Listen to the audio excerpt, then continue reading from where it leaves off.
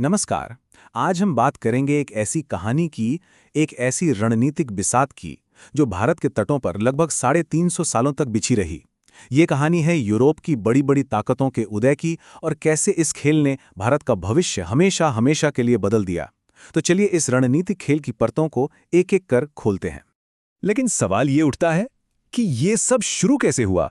सोचिए जरा, मसालों की एक मामूली सी खोज, भला वो एक इतने बड़े साम्राज्य की बुनियाद कैसे बन सकती है। देखिए, ये सिर्फ व्यापार की कहानी नहीं थी, नहीं, ये कहानी थी रणनीति की, सही मौके की और जबरदस्त दूर की सोच की। बात है 15वीं सदी की। यूरोप को भारतीय मसालों, सूती कपड़ों और रेशम की बहुत ज्यादा जरूरत थी। लेकिन दिक्कत ये थी कि जमीन के रास्ते या तो भारी टैक्स की वजह से बहुत महंगे थे या फिर लड़ाइयों के चलते बंद थे। तो यूरोप को चाहिए था एक नया रास्ता, एक ऐसा समुद्री रास्ता जो सीधा भारत पहुंचे। मकसद साफ था, अरब और वेनिस के व्यापारियों की मोनोपोली को तोड़ना। और बस यही तलाश वो चिंगारी थी जिसने आगे चलकर सब कुछ बदल दिया। और जैसे ही ये समुद्री रास्ता खुला ना, मानो भारत के व्यापार पर कब्जा करने के लिए यूरोपीय ताकतों में एक होड़ सी लग गई। इस रेस में मैदान में उतरे 5 बड़े खिलाड़ी। सबसे पहले 1498 में पुर्तगाली, फिर 1600 में आए अंग्रेज, 1602 में डच, 1616 में डेनिश और सबसे आखिर में 1664 में फ्रांसीसी। इनकी पहली फैक्ट्री कहाँ खुली, इसी बात से ही पता चल जाता है कि इनकी शुरुआती रणनीति क्या थी और ये अपनी पकड़ कहाँ मजबूत करना चाहते थे। इस पूरे खेल का मैदान था भारत का विशाल समुद्र तट। पश्चिमी तट पर सूरत और गोवा जैसे ठिकाने, पूर्वी तट पर मद्रास और पुडुचेरी, और बंगाल में हुगली और कलकत्ता।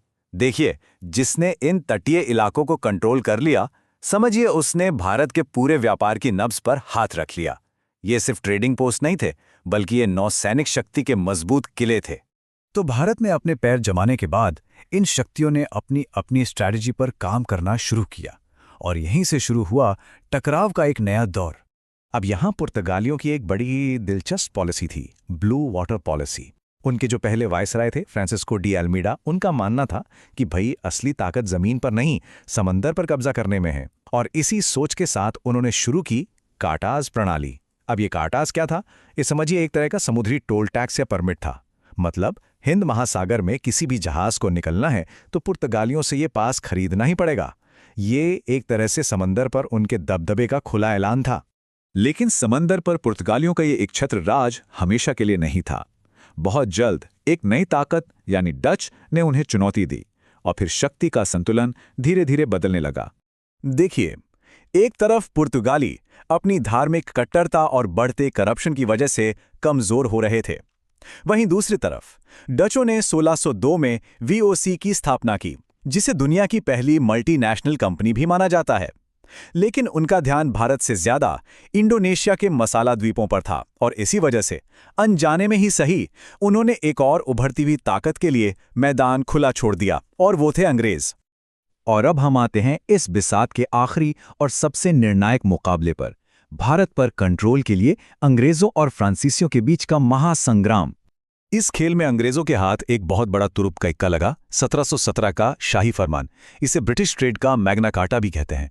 इस एक फरमान ने उन्हें बंगाल, गुजरात और मद्रास में टैक्स में जबरदस्त छूट दे दी, और तो और अपने सिक्के बनाने का अधिकार भी मिल गया। बस इसी एक चीज ने उनकी कंपनी को गजब की आर्थिक ताकत दे दी। दोनों के काम करने का तरीका भी बिल्कुल अलग था। फ्रांसीसी कंपनी पूरी तरह से एक सरकारी कंपनी थी, जहां हर फैसला नौकरशाही में फंस कर रह जाता था। दूसरी तरफ ब्रिटिश ईस्ट इंडिया कंपनी एक प्राइवेट कंपनी थी, आर्थिक रूप से आजाद और फैसले लेने में बहुत तेज। और कर्नाटक युद्धों में यही तेजी और आर्थिक आजादी उनकी जीत की एक बहुत बड़ी वजह बनी। फ्रांसीसियों को रास्ते से हटाने के बाद अंग्रेजों ने अपना रोल बदलना शुरू कर दिया।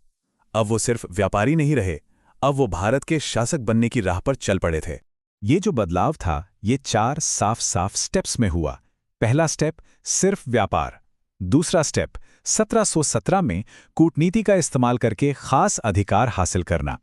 फिर तीसरा स्टेप, 1757 और 1764 में प्लासी और बक्सर की लड़ाइयां जीतकर अपनी मिलिट्री ताकत दिखाना। और आखिर में चौथा स्टेप, 1765 में बंगाल, बिहार और उड़ीसा के दीवानी अधिकार हासिल कर लेना। मतलब अब वो इन इलाकों से टैक्स वसूल सकते थे और यहीं से उनका राजनीतिक कंट्रोल शुरू हो गया।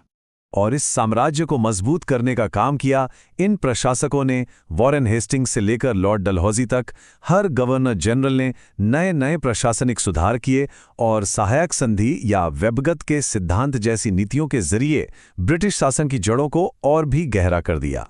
तो अब सबसे बड़ा सवाल ये है कि इस लंबी और मुश्किल समुद्री बिसात में आखिर अंग्रेज ही क्यों जीते? उनमें ऐसा क्या खास था जो बाकियों में नहीं था? इसका जवाब इन 4 पॉइंट्स में छिपा है। पहला, कंपनी का स्ट्रक्चर। ब्रिटिश कंपनी प्राइवेट थी, फैसले तेजी से होते थे, जबकि फ्रांसीसी कंपनी सरकारी थी, बहुत धीमी।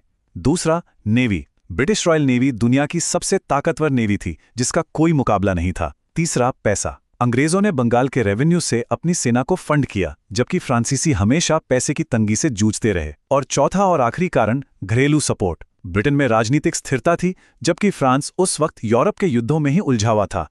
तो इस तरह जो सफ़र 1498 में मसालों की तलाश से शुरू हुआ था, उसने करीब 250 सालों में भारत के पूरे राजनीतिक नक्शे को ही बदल कर रख दिया। ये वाकई एक शतरंज का खेल था, जिसमें आखिरकार एक खिलाड़ी ने दूसरे को शह और मात दे ही दी। तो कुल मिलाके समझने वाली बात यह है कि अंग्रेजों की सफलता सिर्फ सैन्य ताकत की जीत नहीं थी।